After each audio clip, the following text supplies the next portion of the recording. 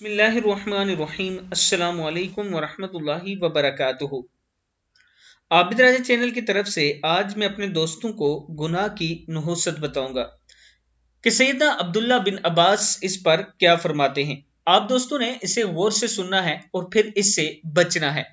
सैयदना अब्दुल्ला बिन अब्बास रजी अल्लाह तआला अन्हु फरमाते हैं कि गुनाह दिल में तारीकी, चेहरे पर स्याही, मखलूक के दिलों में बुग़्ज़ और रिज़्क में तंगी का बाइस है।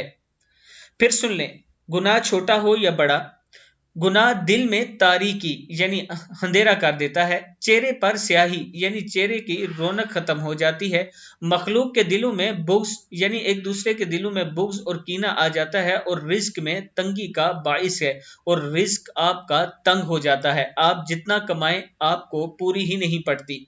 ये गुनाह के बाइस होता है सब कुछ। मैं अपने दोस्तों से गुजारिश करूंगा कि एक तो तौबा इस्तगफार कसरत से किया करें और दूसरा गुनाह से बचने की कोशिश किया करें।